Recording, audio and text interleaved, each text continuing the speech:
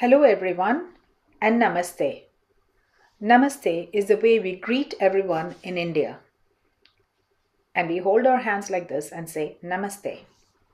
India is a country that is right on the other side of the globe, and this is a country with ancient traditions, cultures coexist with modern technology.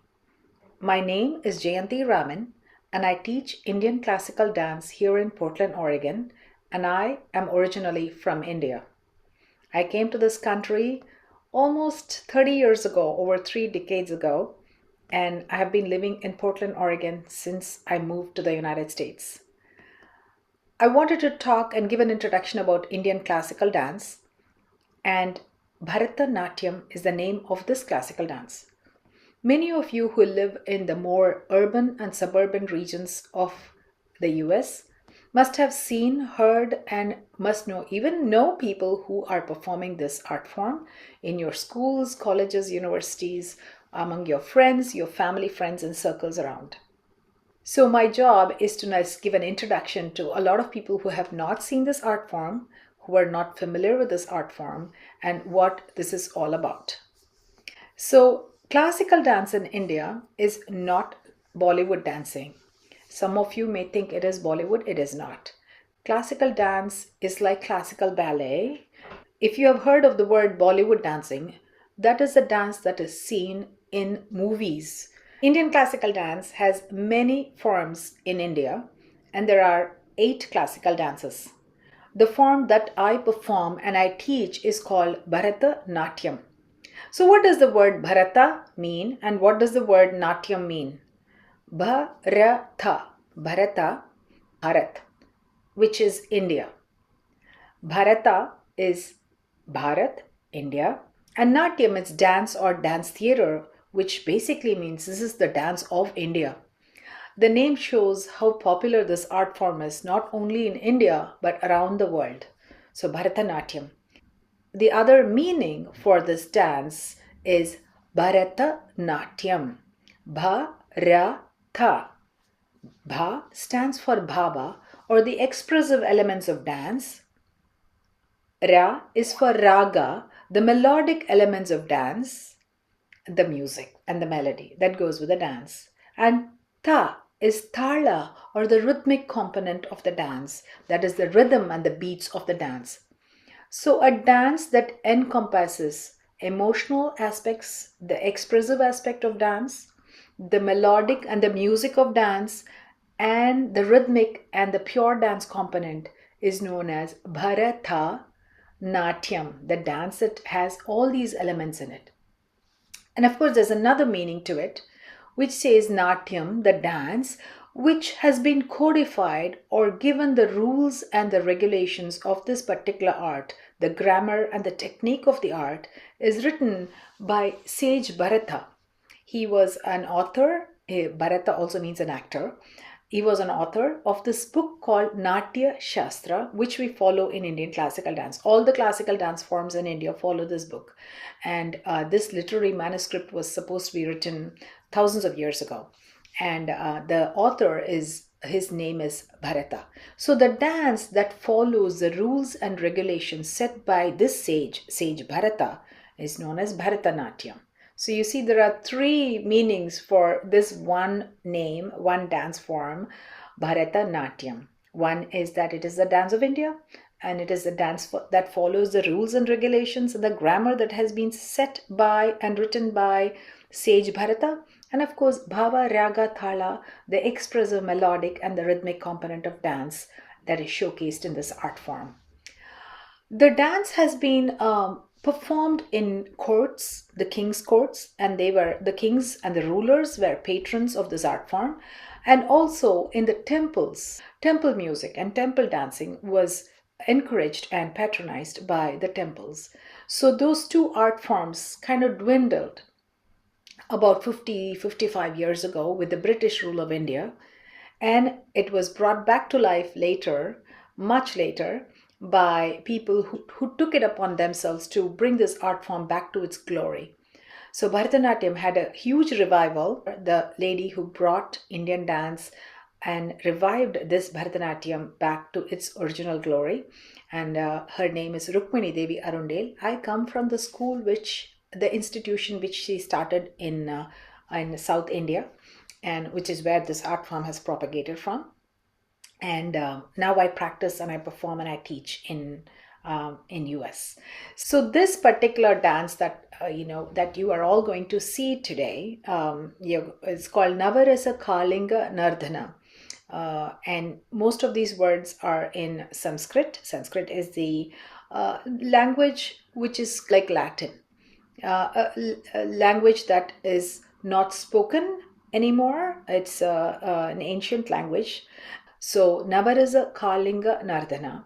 Navarasa means the nine emotions. Nava means nine, and rasa means the emotions or the sentiments associated with it. Navarasa. Kalinga is the name of the snake.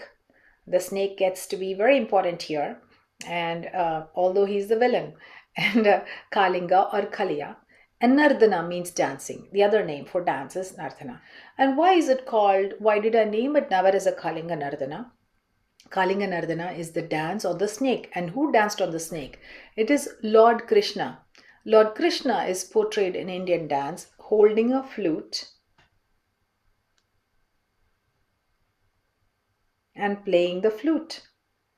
The bamboo flute is what he plays. So in Navarasa Kalinga Nardana, the story is showcased where Krishna, actually defeats the snake and dances on its hood. This is a little child and he jumps on the snake and dances on its hood. And the snake finally says, enough, stop, enough. I'm not going to fight with you. I'm defeated. And and Krishna says, I forgive you, go away. So that's a story that you will be seeing, and there is a narrative in English that you will be able to follow through the storyline. In this particular production, I made it very different and unique by having only rhythm. You will only hear rhythm and very little of the melodic aspect of the instruments, because the dances are purely on a rhythmic scale. The percussionist has played the percussions, and we, as dancers, choreograph and we have performed over the percussion music. I also showcased solo.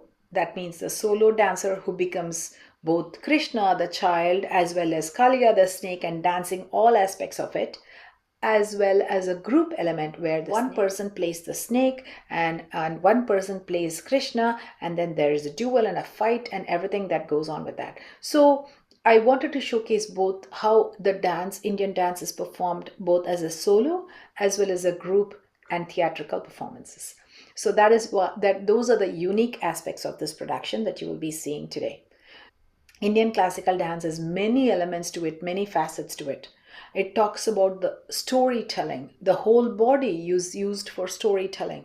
It's a one way where we use our expressions. When we show the moon and we say, oh, she is as beautiful as the moon. The moonlight, and we say her eyes are sparkling like the stars, and the moonlight hits her face, and her face is as beautiful as the moon and the rays of the moon. And so when we tell that story, we say it beautifully in dance. And so, for example, there is a flower, and what happens when the bumblebee flies? The bee flies and lands on the flower, takes the honey and flies away.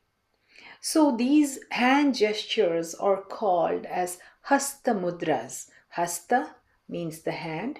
Mudras are the gestures. This is a specialized sign language that we use for storytelling.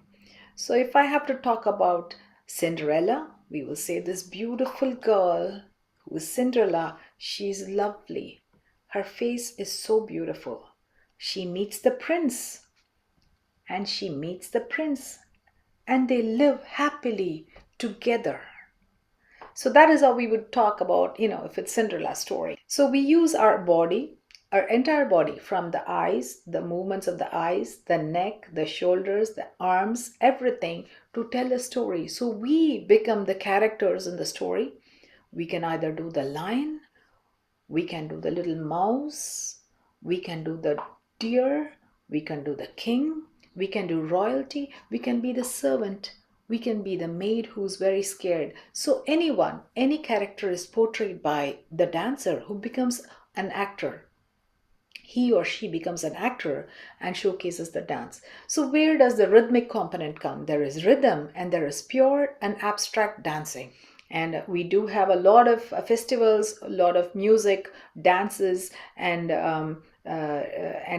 many languages that people speak in India, and it is very different. Just like when you travel through Europe, you will find, between France and Germany and Italy, you will find the language changes, the food changes, the clothing changes, everything changes. Here inside this one country, India, if you travel from one state to another, you will find that the language changes, the food, the clothing, the way the people's cultural, the everyday living habits, everything changes. Even the flowers and the way the flowers and fruits and everything is used or cooked, even art and architecture, dancing, the music changes, the dance changes. So everything changes as you traverse through the country. It's like, going through different countries within a country. And so that is one of the most glorious aspects of India, where there is so much diversity and so much cultural diversity and so much of arts. The Indian immigrant community here in Oregon is quite large, and not as large as in California, but it is quite large. And come together we all come together and celebrate many festivals in the US. And on that note, I want to conclude this small talk with all of you. And I thank you all. I welcome you all to this dance production, Navar Rasa Kalinga Nardana. My name again is Jayanthi Raman. And on behalf of Rasika, I would like to thank you all for allowing us to come into your schools and come into your lives to share a little bit of our Indian arts, culture, and heritage with you all. And we are open to questions and feedback. And we would like to thank the students and the teachers and everyone viewing this video. Namaste. Thank you.